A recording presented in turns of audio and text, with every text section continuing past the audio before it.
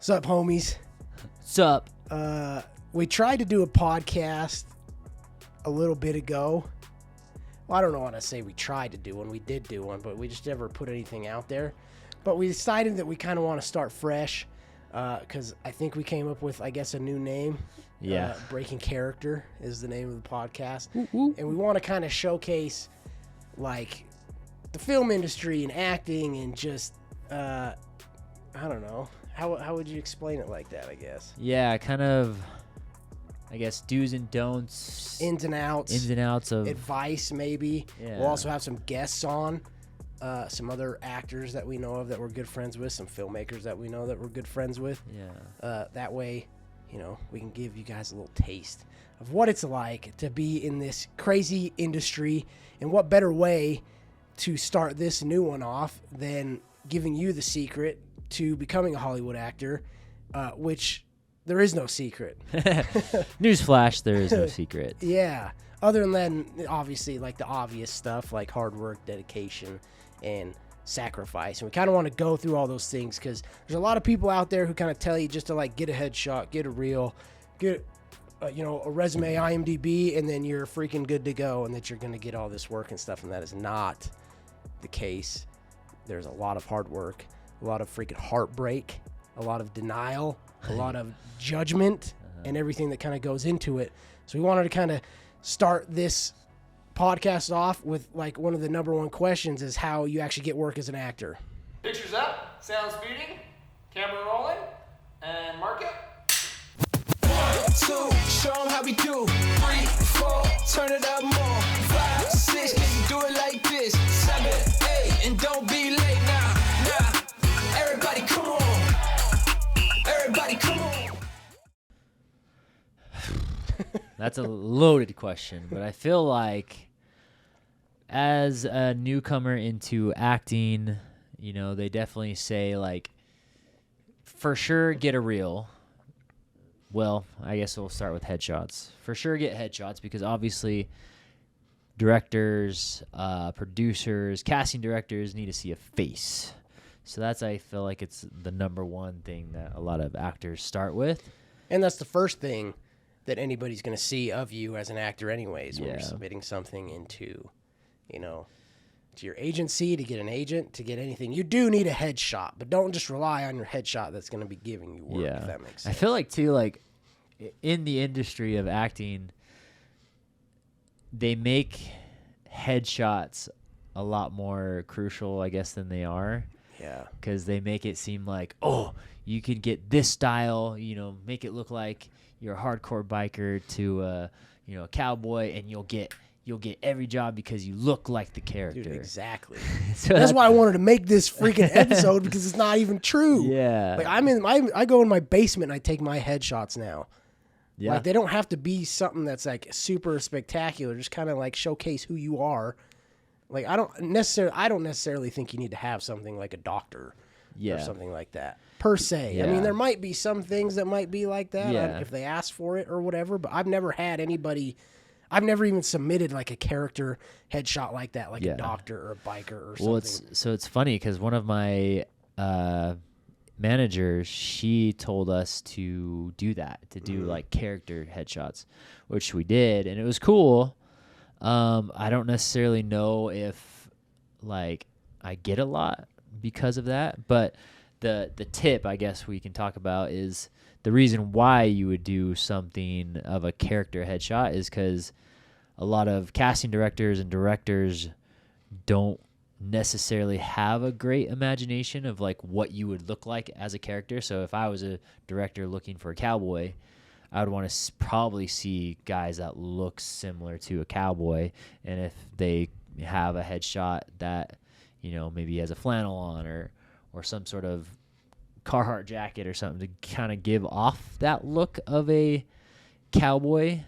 Maybe he has a beard on this one and stuff like that. So it's like you kind of throw into the vibe of a cowboy or whatever character you're trying to pull from, and then that could be a headshot. But I don't think you have to go, like, hardcore into, like, wearing the cowboy hat and getting the cigar and the whiskey, all that stuff. I think a lot of people maybe just don't explain it right. Like, as a doctor, you don't necessarily need to be wearing, like, like the lab coat, but Yeah. like a button up with Yeah. maybe glasses or something. Yeah, on. maybe a tie or something. Yeah, a tie or something like so that. it can be versatile rather than just like, oh, this one's just a doctor. Yeah. Rather than like it could be like, oh, he could be a teacher or a doctor or it could be a number of different things. Business owner. Yeah, because when I booked like Horizon, and just so you guys know, we have worked on big Hollywood sets. Now, have we broken into Hollywood? Not, I wouldn't say necessarily. No, Not yet. Not yet. But we do know a thing or two just from working with people on the sets and being on those sets too. But when I booked Horizon, I actually sent in a headshot.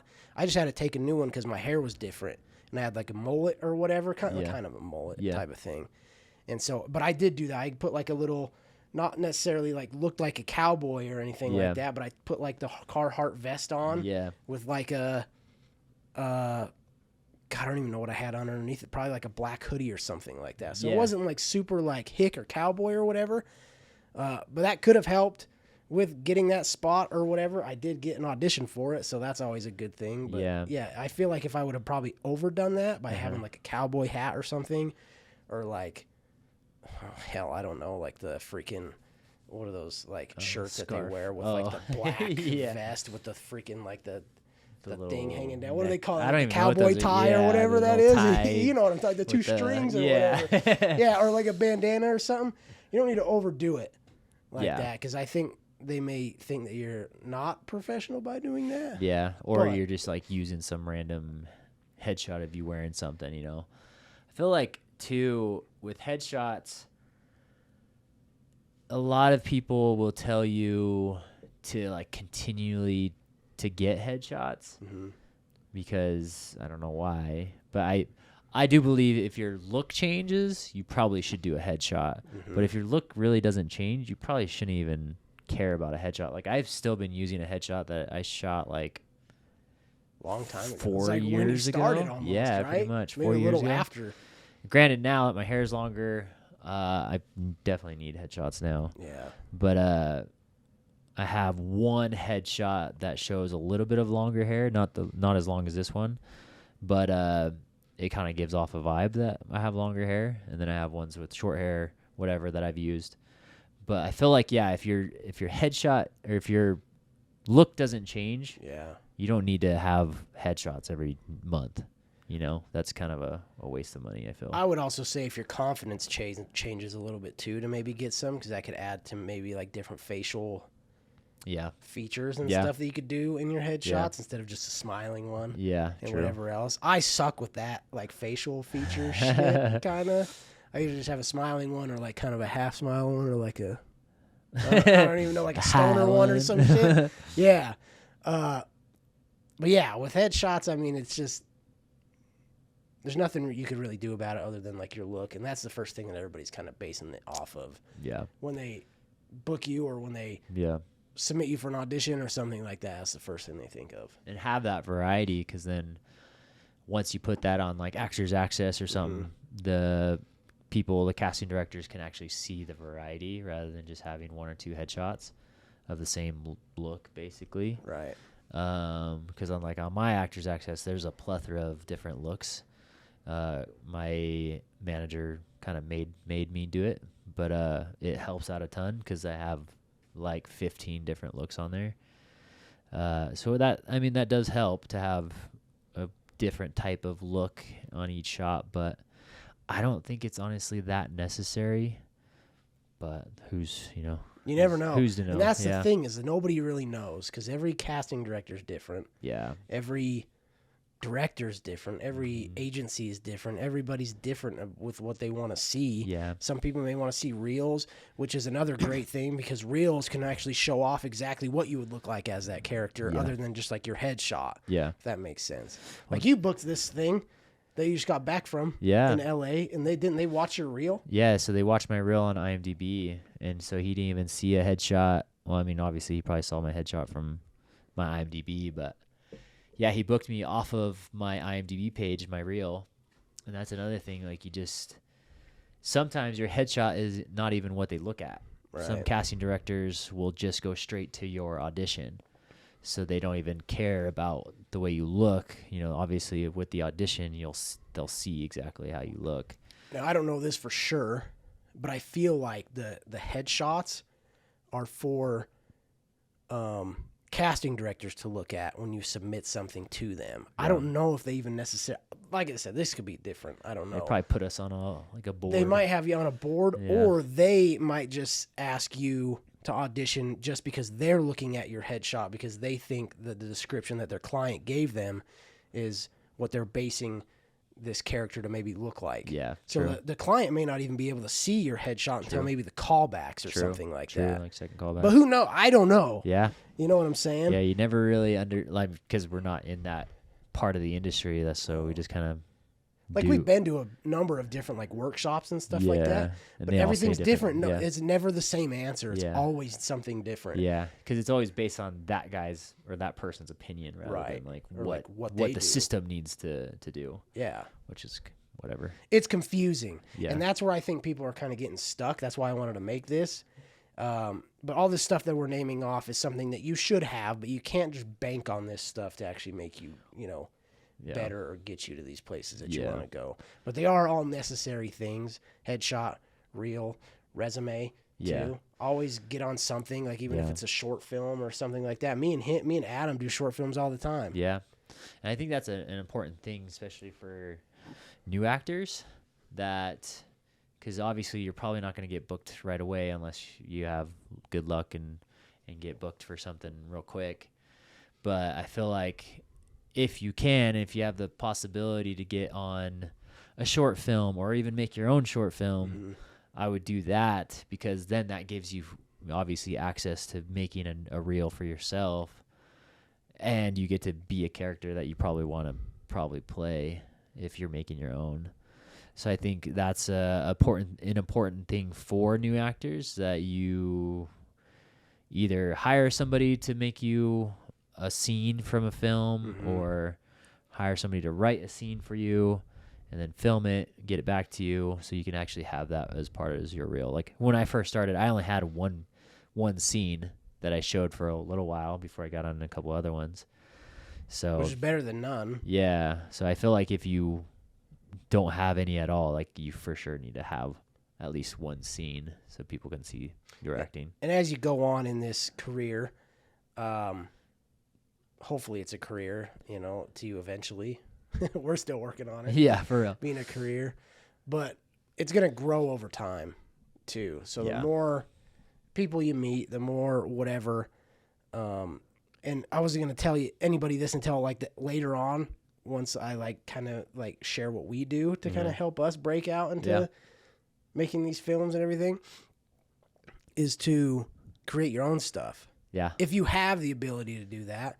Me and Adam, luckily, we kind of got in that space to help us actually get onto film sets to be able to either make our own stuff or benefit the film in any way. I picked up a camera to begin with to shoot BTS stills of productions that were going on in Utah. And that's how I met a lot of people.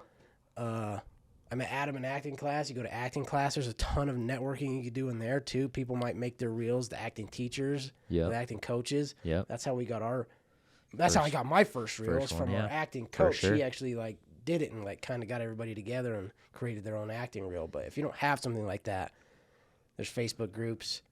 There's a ton of different places that you can go to get a different reel, to get a reel or whatever. I mean, I feel like that's fairly easy. And the headshots too, as long as you get a good photographer that shoots decent headshots. And they don't have to be super expensive either. Yeah. Like I said, I'm just in my basement doing it. Yeah. So if you want to hire Casey, go down in his basement. There's people that can, Yeah, I'll never invite you over to my house just to, for fun to take pictures of you in my basement. I won't say what I want to say next. And then a resume is, that kind of goes once hand you in get hand. everything with your reel, you just put whatever you have on your reel as a resume too. Even if it's a scene, just give it a name or whatever. That's what I did. Now, do you feel like they actually look at your resume? Probably not. Yeah, it's always good to they say it's always good to have one, but that's another thing where I just don't really know, because no one says when you submit stuff. I feel like that's like the last thing they probably look at if they do. I wish they looked at it more. Yeah. Because I have some pretty good stuff on there now. Yeah. Well, I mean, like, especially with this guy that hired me for the LA work, he just looked straight at my IMDb, which my IMDb kind of has my resume on it. Pretty much. Yeah. So it's like, do they actually go the distance and like, you know, look at the headshot to look at the resume to the headshots to the reel to the resume? Because I feel like resume is like the last thing that he. Well, you have to scroll down on IMDb to even see like the Yeah. filmography or the work that you've True. been in. But the first thing they see, if they're going to like the actual IMDb, not IMDb Pro, is your reel. Yeah. It's right on top. Right on top. And then your headshot. Yeah. And that's basically it. Yeah. I think that the resume is kind of just like last resort, if anything. But I mean, it is important to have it because you need it to submit to films that you want to audition for. Yeah. So it's kind of like necessary, unnecessary stuff, I feel. Yeah. It's just the very tedious stuff that just doesn't, in my mind, matter as much as the things that we'll, I guess, talk about now is like how would you get work, or what are the ways that you've gotten work other than just like that stuff? Like submitting Yeah. rather than submitting. I mean, you're always probably going to have to show a headshot or something Yeah. like that. So they are good to have, but you can't just bank on putting that on IMDb Yeah. and then just doing nothing and then expecting something to happen. I think the best way that I've probably gotten continual work is having good etiquette on set, like being teachable on set, being able to work well with others on set, to collaborate with the director if they want to collaborate a little bit. So it's almost like you're investing into the film a little bit more, so they see that. And then they're like, wow, like Adam actually is, really invested into this type of character. I want to work with him a lot more.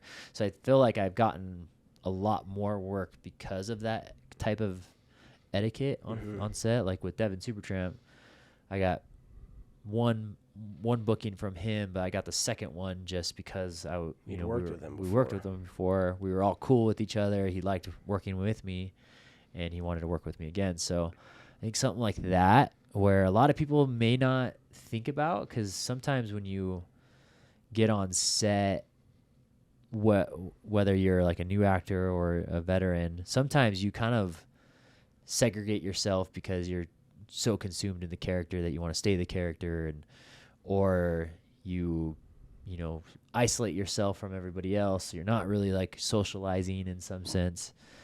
So I feel like sometimes like on set you can kind of like screw yourself, I guess, in some sense, to have further work with these guys, because honestly, like if they're directors, writers, producers on set, they're probably doing multiple things, 100%. not just this film. Maybe it's their first one, but they want to do obviously more.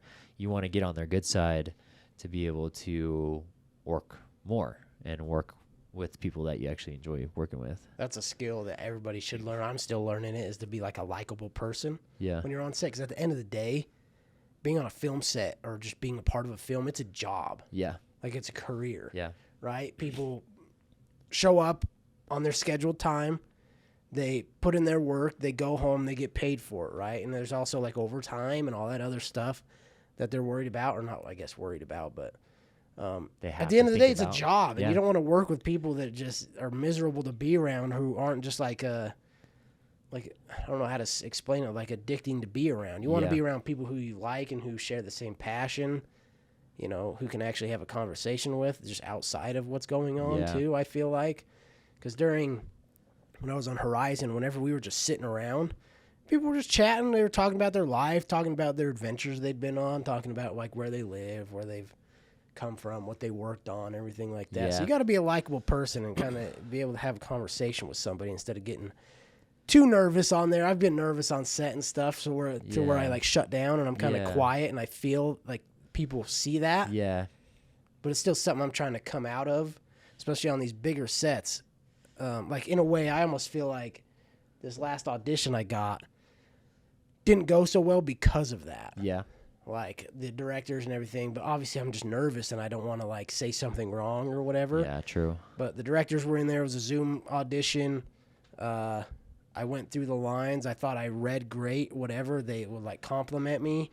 And I would say thanks, like not in like a rude way, but just because I was like focused, you know, I didn't want to like get away from it or anything like that. And then also Zoom is like, you know how sometimes it can be laggy and Zoom shit, so you weird. can say thanks or whatever, and then when you say thanks, like they'll hear it still as they're talking. talking, Yeah. and then they'll pause, and then there's an awkward silence, and then you're just like, oh shit, like what the hell happened? What's going on? Like hopefully I don't sound like a dumbass. You're like, oh, you go first. Oh, you're fine. Yeah, but that's like out of your control. But even during the audition process, I feel like that's something that is like a huge player in that too, is just to be likable as like a person, not just as like the character. Well, especially too, because I've been on sets where some people are not fun to be around. Because 100%, dude. Whether they're having a bad day because of life stuff, or they're just a straight up asshole because they think they're better than everybody on set type stuff.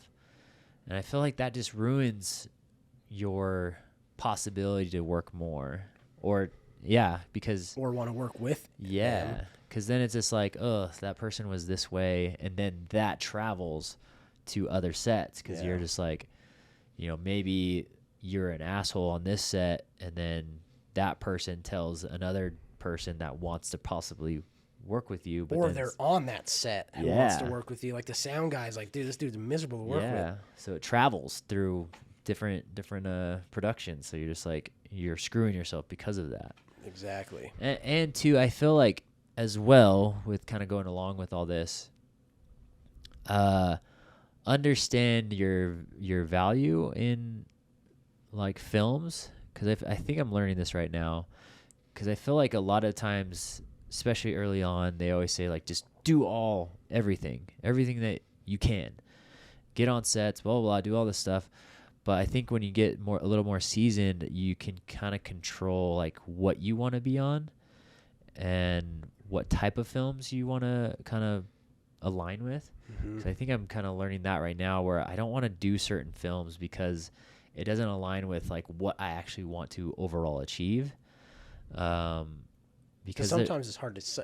It's hard because it gets suck you in. Yeah, like, especially with like money, or you're going to be on set with this person, or just because you need money and you want to do something. You just need work, and you feel like if you don't have work, like you just are kind of hungry to go after everything. Yeah, so it is hard for sure. But I feel like once you get to that point of like, maybe you can start choosing a little bit, or just like you start understanding like what type of films you want to be a part of, you can kind of say no to a lot of the other things, because you're not gonna enjoy it anyways, probably, because it's not something that you actually want to be a part of. Right. And I want to get to that point where people are like reaching out to me to get on to sets or whatever. Most of the stuff, obviously, you can choose what you get to audition for. You don't have to submit for auditions or anything like that. But that's how I am right now, is I'm just trying to get everything. Yeah. Like, even if I have worked on Horizon and Magnum PI and stuff like that, like, I just did a short film the other day that for free with just a bunch of people that I know or whatever. It was like some of the fun. It was like one of the funner, I don't know if funner's a word, I say it every time. The most fun I've ever had on like film sets are coming from either the free ones or the ones that I do with my friends. Yeah, true. And it's kind of crazy that a lot of people beat themselves up for, when they're not booking something. There's a lot of people who try to make this a career, and they may never have it as a career. Yeah. And it's scary to think that. You almost have to be crazy to be doing what we're doing. And you have to be so hungry, and you have to work so hard, and you have to sacrifice so much. And there's always that little thought that you may never make it in this career. And that could be true. I'm not trying to be negative or anything like that. Like, it's just got to be kind of a reality that you guys want to. Well, because I don't want to say you want to keep it in your mind, but. And I'm always about not having a plan B either, but in a way, if you're going to work hard towards this thing and you're going to dedicate your life to it and you're going to sacrifice the thing, you kind of have to just get everything in line in a way that's going to work for you and your lifestyle. Yeah. Like, for instance, me and you were lucky enough to have a job where we are on our own schedule. Yeah. And we work for ourselves and we're freelancers and we create for a living. But that's because we're trying to cater everything around acting. Yeah. Because acting is our final goal in life and for our career. That's what we want to do, is that, make movies. Acting first, though, because making movies is kind of a pain in the ass sometimes. Yeah. But acting is like our main dream, and we're trying to, build our lives around acting, but without acting getting in the way of our life. Yeah. If that makes sense. Yeah, for sure. It's kind of a hard thing to do, and some people don't like the fact that they're going to have to sacrifice time. They're going to have to sacrifice a good career to get into acting or into like show business or to be a filmmaker and stuff like that. Possibility, and to have a better possibility Yeah. of doing it. Well, I even listened to a percentage or a statistic today about all the SAG strike stuff going on. So for SAG, you have to qualify for benefits at a certain number that you can reach. So I think it's like $26,000 a year or more that you qualify for benefits. You know about like health insurance? Yeah, and all health that kind insurance of stuff? through SAG, and she said that 86% of actors, which is like a shit ton of people, out of the big number that there was, 86% of these SAG members don't qualify for these benefits because they're not making that, which is sad because there's a shit ton of people that are SAG-AFTRA members, and we don't make that much unless we're like a hardcore working actor that gets on these shows, get on the big films. Like, you're not going to probably make that much. I can't remember. I heard this the other day because I've been like researching it a lot too. Yeah. And I heard another statistic. I don't know what the exact number is, but it was something like this. There's like, oh God, I can't even remember how many active SAG members that there are. I think she said like 600,000 or something like that. Oh, hell, Some I don't weird even know. number. This was yeah. I watched a video. It was less than that, but it they were saying that like not even 1% of those total SAG members are making over like $75,000 a year. That's insane.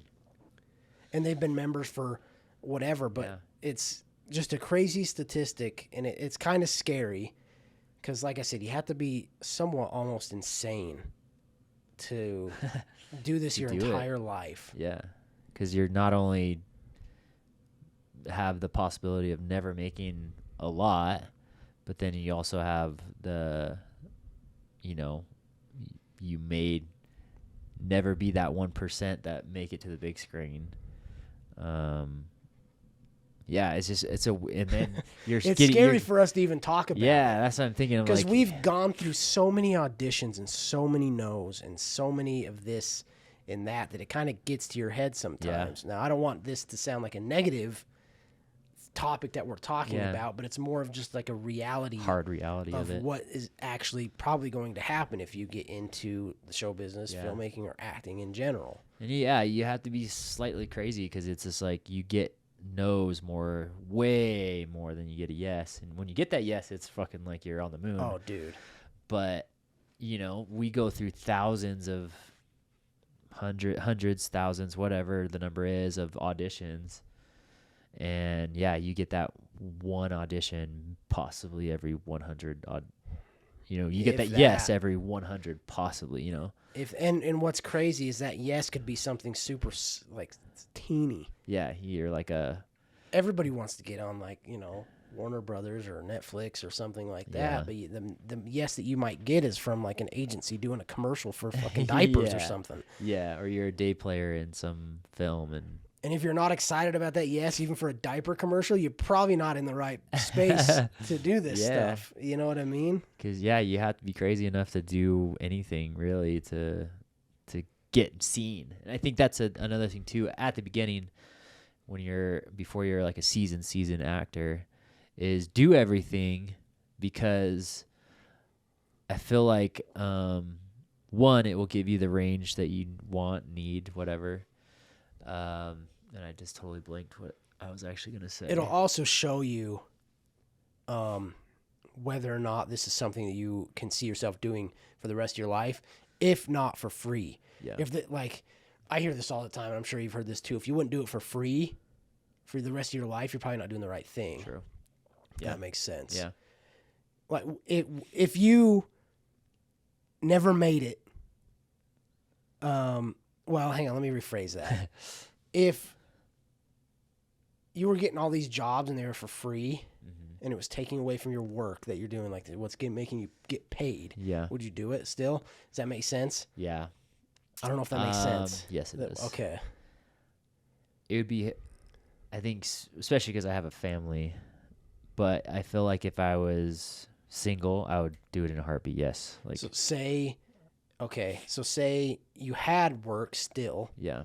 but your like highest paid client, you'd have to tell them, hey, Yeah. because we do photography and film and like Yeah. and videography and stuff like that for like businesses and entrepreneurs and all that kind of stuff. So say your biggest client had something going on the weekend that you are supposed to be working on a Warner Brothers film for 3 days.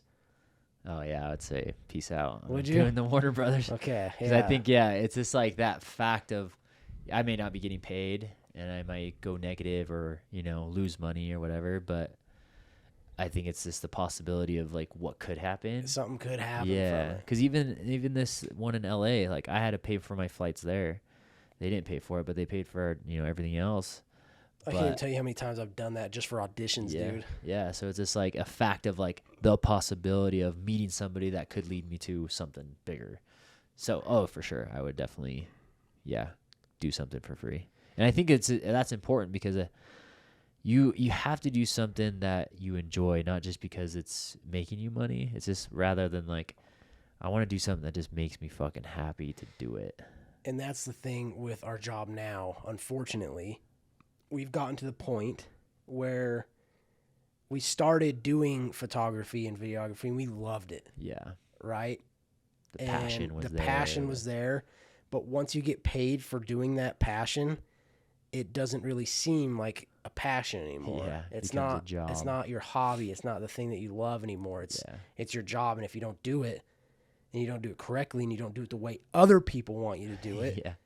then you're gonna go broke. Yeah. And then you're not gonna make a living anymore. And then everything that you've learned up to that point can just flip over, and then you're back to square one with no skill. Yeah. Which is a scary thing to think about. But it's also the same with acting. So go into it with that mindset too. So if you're going into every audition just looking at how much the pay rate is during that, it may not be your thing either. Like that's like the one piece of advice that like I would tell anybody is if you're like looking for the paycheck, well, obviously this is like so basic too. Everybody knows this. If you're chasing the paycheck, especially with like a passion, it's not going to be your passion anymore. Yeah. Every audition I go into now, I never look at even the pay. Yeah. The only thing I look at is the production company and who the director is. Yeah. Now. Because then it becomes like driven by something that's not like your love. You're just driven by a percent or a number, and that number is never going to satisfy. Yeah. Because you think it is like, oh, I'm going to get $1,000 for this day or whatever. But then like you get it and it doesn't satisfy that want or need or that you had, or, that thrill of thinking that this is going to change your life. Because what we do, it makes pretty okay money Yeah. if you're busy Yeah. and you have the right clientele and stuff like that. But at the end of the day, sometimes it's not even worth it. It really feels like it's not worth it. Yeah. Yes, for sure. Sometimes it's like, even if you do, I feel like on my end, like when I've made a ton of money from my business, sometimes like I was miserable because I'm like, There's sometimes I'm still miserable. yeah, oh yeah, for sure, for sure. Because you're just like, you get to that point of like, oh, I thought this was gonna make me fucking happy. But I'm then getting it's to like, create. Yeah. I'm doing art for a living. Yeah. Yeah, but you're doing other people's art. Yeah. And it's the same in films too. You're like how, Rob has coached us, like Yeah. it's the director's like painting. You're just like one of the very Colors, many yeah. colors that are in that Yeah, painting to yeah. create that painting, which is still fun because there's no other thing that kind of brings me joy, I guess, at the end of the Yeah. day than seeing that I made somebody laugh. And this sounds creepy, but I love making people cry too. Yeah. It's just like one of the craziest feelings to have. And that's kind of what is like pushed me to still become an actor and to make films, is to like change people's lives, I guess, or change someone's day even. Yeah. Because that's how movies affected me when I was a kid, and still to this day. Well, I feel like especially with film, like our work life, I think is cool, but I feel like acting and film is like a very unique set of business because one, we get to feel certain things or emotions, but then that connects to the viewer and then that changes their lives. So it's kind of like that domino effect of like we could possibly change people's lives, and being a part of a film that like is touching and moves people in certain ways, makes them cry, makes them like love their family more because of, you know, the circumstance of the film, or, you know, just even in the emotions of like hating somebody in a film. Yeah. Like that's an emotion, and that's if you're supposed to do that in the film, you did a great job. And I think that's what's cool, because there's no like correct way to do acting. No. There's like just a feeling, and once you connect to that emotion and feeling, it's probably correct. Like, you know, I just feel like, especially in my workouts that I do for acting and sessions and stuff like that, like it's all based on an emotion rather than doing it correct. Yeah. So why did you get into acting? Like what was that thing in your, like that spark that you decided that you wanted to become one? Well, two things. So I got my film degree in digital filmmaking and video production. So I saw on the other side of the camera kind of like what actors do and how they were doing it and stuff. And I always had like a picture in my head of like how actors could act. Mm-hmm. And so then after a while I was like, well, I could do that shit. If they can do it, and if they're probably sucking at it, I could do it better, you know? So I think that was kind of like the first like thought that I had. But for me, I felt like I had something to tell. Right. And that was not just like me vocalizing, oh, I'm the, you know, best whatever. Right. But I think it was more of like I had something that internally, like my heart needed to express. Mm-hmm. And I felt like, especially with the films that I've been in so far, I've been able to do that, which has been cool. Yeah. Like with Lucy Shimmers and The Prince of Peace. Right. I still get messages. Like actually when I was in LA, the dude that was on set with me recognized me, and he's like, dude, where do I know you from?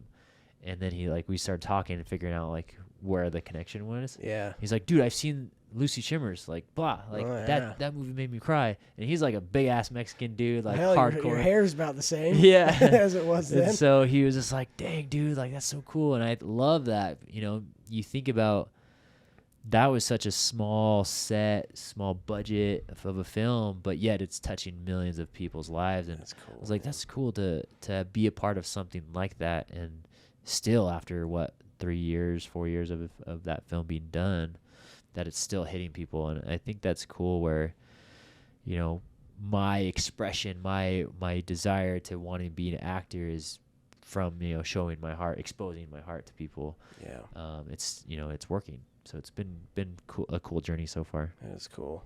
How about you? I'd probably say, so I took a theater class in junior high, and it wasn't even like because I wanted to do it. There was just girls in there that I thought were cute or whatever. So I did it. Yeah. And in class, I remember that we had one of the first exercises that we had is she turned on a song. No, she didn't let us hear it first. She didn't let us do anything.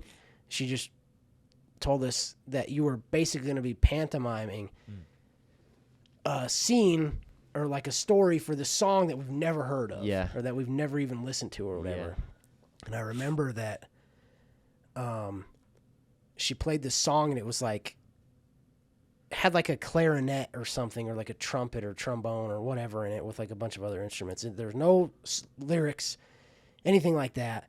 And so I did this scene where I was a homeless person who knew how to play like an instrument, and everybody's walking past me just not giving a damn. Yeah. They weren't putting change in the cup. They weren't doing anything. And then as I was packing up to leave, put my imaginary trombone or Yeah. whatever the hell it was away.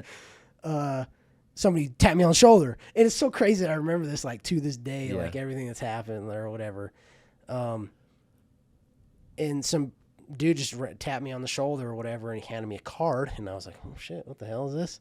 And I show up at a place, I play in front of a bunch of people, and then long story short, at the end I was like a famous artist, I guess, basically. And it was the craziest thing because that's when I realized that I had like some sort of a knack for this, because the whole class realized that I was doing this, and they were like so weirded out by this first exercise. It was the first day of class, and everybody's kind of all shy, and they're all whatever. And the teacher and everybody was like watching me, and she almost had like a tear in her eye while she was like watching this happen. Yeah. I know it sounds like an over exaggeration or whatever, but she was just like super emotional that there was just this kid in class who doesn't know anybody. Because this was a new school too. Yeah. It wasn't like the same school that I'd been to or whatever, because we'd move a lot. And everybody's all shy and shit, and I was the only one who's doing all this shit. Yeah. And she just thought it was the coolest thing. Yeah. And then we also had something like towards like the middle of the school year where I got to, it was like my first time on stage. I was like shit in my pants, dude. But we had a project in class where we had to choose some sort of performance to do in front of like family and friends or just the school or whoever came to show up to this thing or whatever. Yeah. It was like the Drama Night of Excellence is what it was called. And I chose a monologue from Charlie Brown. Nice. Where he like hides behind the desk and puts a bag over his face, and everybody was fucking laughing their asses off. And I was like, oh my God, this is like the weirdest thing. Nobody's ever like done that to me, or like I've never made anybody like laugh that hard before or whatever. So in a way, it's almost an escape too for me. Yeah. Like it's kind of cool to be able to play somebody else for a while, to just kind of get out of your head and stuff like that. Because I've had like depression and anxiety and stuff like that, and movies is what actually helped me deal with a lot of that stuff. Because I feel like acting is therapy. It is 100%, dude. And being able to do that to other people made me feel like this just is like the best feeling in the world. Yeah. Because I know that is what I felt when I would watch a movie, and in a way, I'm kind of doing the exact same thing, but it's just coming out the opposite way. Yeah. Well, I feel like even as little as like, a superhero like Batman or Superman, like if you get to be one of those characters, you think about all these kids that are just like, wow, over this character, and they get so excited to watch it, and then they go home and want to buy the whole outfit and become Superman, and Exactly. That's an emotion. And They talk like you. Yeah. They'll do your same Yeah. movements, everything like that. And what's crazy is it's like you, Yeah. and they're portraying a hero. Yeah. If that makes sense. I'm Yeah. not saying I want to be a hero or anything like that, but Well, it's just even cool to be able to make a child's Yeah. day. Yeah. Well, even like us in Peaky Blinders, like, Oh. we want to be, Oh, these shit, big old bro. gangsters. I would kill someone to be freaking Tommy Shelby, dude. Yeah. So it's just like that fact of like these dudes that are actors and they're making a badass film, and now we want to be, part of that film. And I think that's really cool. Like that, those type of films can move, grown men. And it's not even like the fact of like I want to become famous, because I don't really care about any of that. Like, yes, I would like to make a living doing this, but I don't care if I make millions of dollars doing this. Yeah. I would love to, just have a comfortable, what would you call it, salary? I don't even know if it's not even really considered a salary, I guess. Oh, I don't know. I just want to be comfortable Yeah. with it while still doing the thing that I love, and I guess changing people's days for the better, or changing their lives for the better if I can. Sure. For sure. I feel like with me, I definitely want to make a lot. But I think it's more of like an influence that I want to have. Like, say, for instance, there's some great actors that probably don't make a ton of money, like these multi-million-dollar actors. But there's certain actors that are kind of like top-tier guys that have this sort of influence that whatever they put their name on, they make money from. Yeah. So I feel like I want something of that sort. I don't really care about like how much money I'm actually making. Right. But I want to be able to have the influence where like anywhere I go, anywhere I put my name on something, it's going to make them money. It's going to make me money, and I can continue It's just to going to benefit everybody. Yeah, benefit everybody. Yeah. So in that sense, I feel like, yeah, for sure I wanted to make a fuck ton of money just because it's fun. Yeah.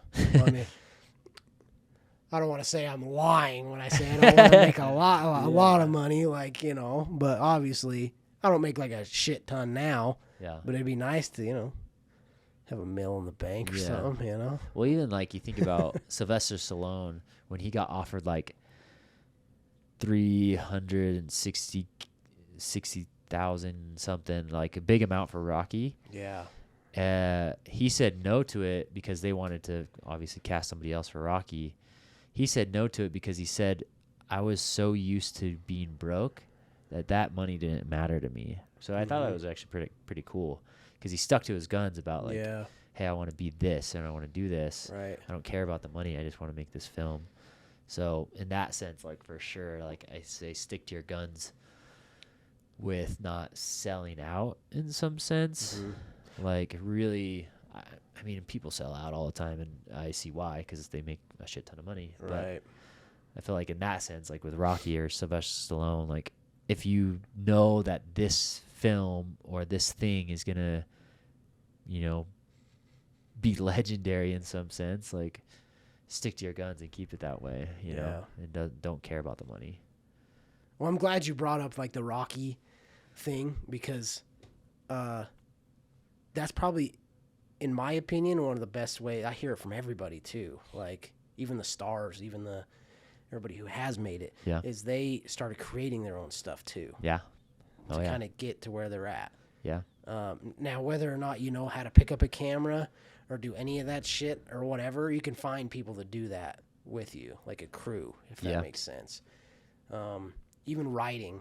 If you suck at writing, you can buy unproduced scripts online for pretty cheap, and then you can just kind of get a crew together. There's people just like you out there, but that are just on the crew side of things, like the cinematographer, the DP, or whatever, or the sound guy, editors and stuff, who are in the same boat you are, who would be willing to work with you to do this kind of stuff. Yeah, because it's a collaboration. I feel like all these creatives, because maybe me as a writer director in a short film, you know, there's probably a sound guy that probably would want to be a director or want to write something. So then we all collaborate, like, oh, okay, we're doing this film, we can help you on your film. You know, it's like a bounce back and forth. And then I'll do sound on your film if you do sound on my film. Yeah. So it's a cool collaboration. And I feel like that's where like the freeness of like doing it for free is so fun, because it's a collaboration. It's something that we all enjoy. We all want to be a part of, no matter the cost of money, you know?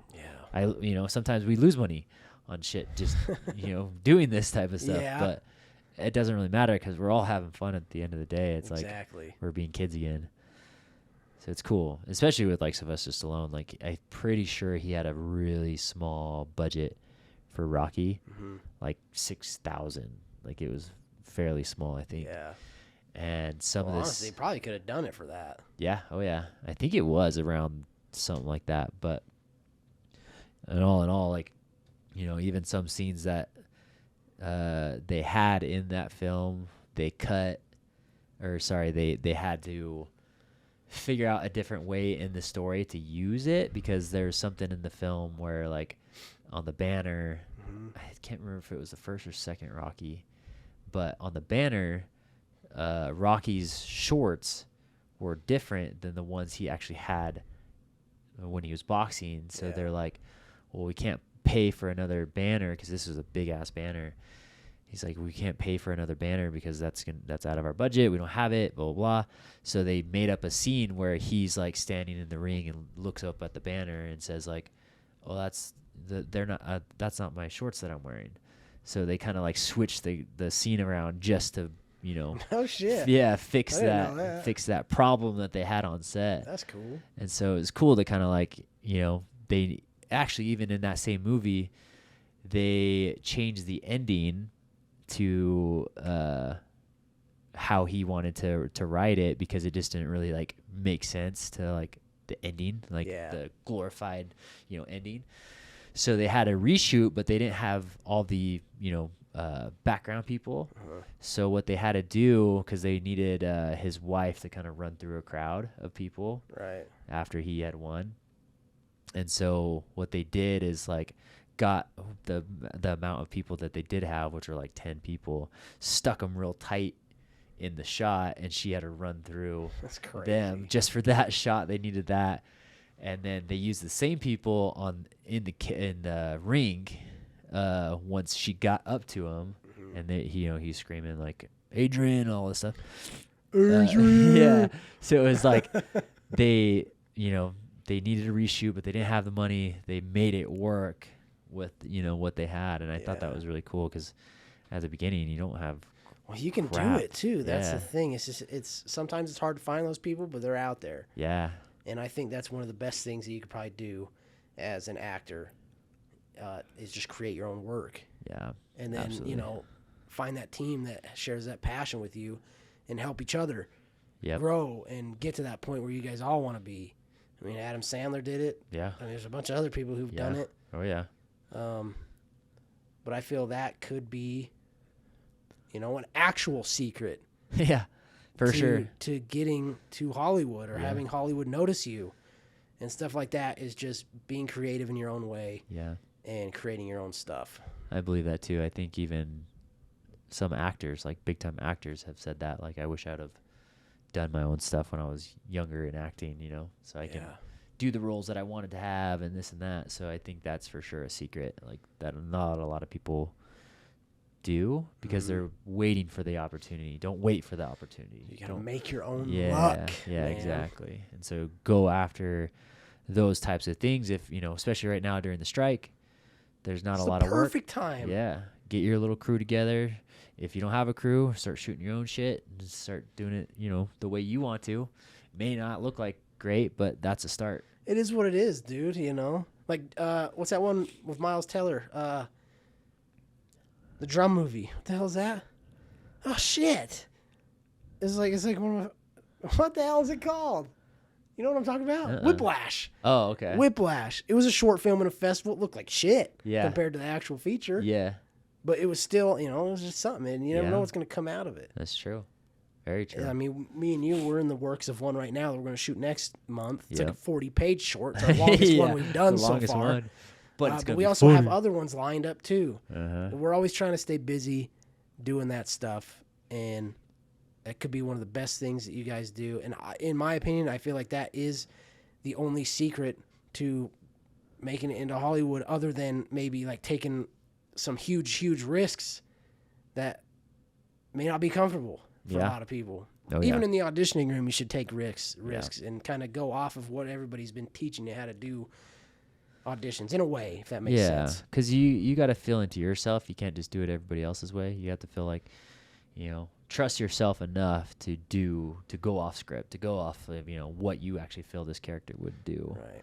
So. And we're not talking you into not pursuing becoming an actor. We're just kind of giving you the light of acting. The realistic side of it. You're going to get no's. You're going to have to work really hard. You're going to have to sacrifice a lot of things. Yeah. But it just depends on how worth it is for you in the end. True. And a lot of people fail, and that's okay. Yeah. They move on to different Just don't think about it. things. Yeah. Just don't think of it like that. But just yeah, when they say do. No, move on. 100%. No, move on. Yeah. Keep going. And then again, just try to cater your lifestyle around what you're wanting to do with your life, especially with acting. Like if that means you have to, gain a skill that you can become self-employed, so that if a job comes by, you can take it, or just find an employer that. I mean, there's employers out there who will hire you and have a flexible schedule with you and stuff like that. Yeah. It may not be the job that you want to have. Yeah. But it's the job that you need to have. Yeah.